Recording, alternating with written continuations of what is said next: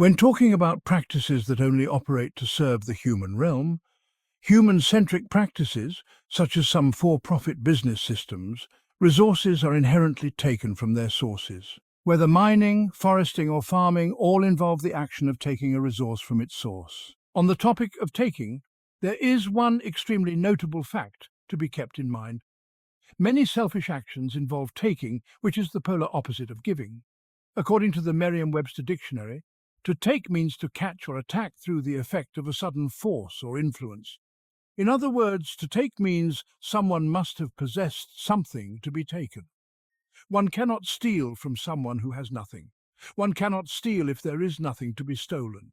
This means that, in order to exist, the energy of taking must take from something outside of itself. It is manufactured and does not exist past its own fruition. If there is nothing to take, the energy will be powerless and will not exist. Systems built on taking inevitably crumble. The energy of take is embodied by an example like fire, destroying one source of nutrition in an effort to simply persist. Temporary in nature, this energy will damage its source of fuel until the fuel ceases, which will result in the taker ceasing. Once the fuel is not present, the taking force will cease to exist, unable to continue on its own fruition. Take-reliant forces fatigue and diminish quickly when their fuel is not present. Think of fire, which only exists when it has something to convert into itself. With no fuel, there is no fire. Therefore, take-reliant forces must remain properly fueled to maintain their power, and must also increase their consumption to increase their output or power.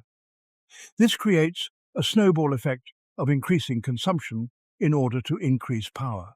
It appears that the energy of giving and taking have the same physical value, thus making each exchange appear to be balanced. However, there are actually stark, important differences in the two poles. Let's say a person with $0 earns $50, which later gets stolen from them. Let's take a look at this exchange. A person gives energy, physical, like time and effort, and metaphysical, like thought and intention, to create $50. A thief then takes that $50. While they may hold the same monetary value, there is a difference in the possession of that same $50. The difference in this exchange is in the energy that goes into each side of it. The original owner of the $50 exchanged physical energy and effort to earn and create the $50 for themselves. The thief simply took the funds from the original holder, taking something that was already there, as opposed to creating something that was not there, as the creator did. It did not require effort or creation for the thief to take the $50, and though it may have taken effort in creating a plan to obtain it, the thief actually made no effort to create the $50, as it had already been created. Through creative energy and effort, the infinite potentiality of the universe is taken and converted into money by the creator. From $0, the creator creates $50. What will the creator then continue to do with this? Turn it into $100? Save the money in a bank? Donate it to charity? When stolen, this infinite pure potentiality created item is reduced to a finite limited energy, $50. When the thief takes the $50, they're taking it at its value, not at its potential.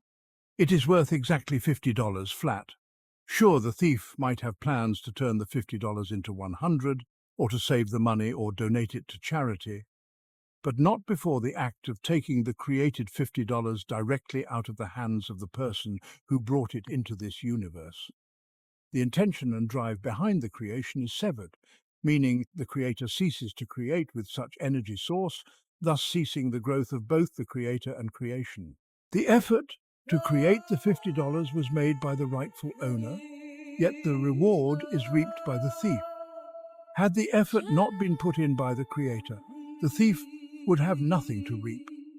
The thief is reliant on the energy of the creator, while the creator is self-sufficient. Similar to fire, which consumes until it dies, if fire does not have fuel, it will not exist. Similar to fire, actions with the energy of take destroy their sources of nutrition. You cannot steal from someone without their possessions going missing. Great things have come from fire, but the raw element of it is destructive and demanding of fuel to exist. It is not a permanent solution, though it can be used as a tool to create other things. When you steal, You gain possession of something while the victim loses possession. You cannot take something from someone who has nothing, which means when taking, you will always be taking something from someone.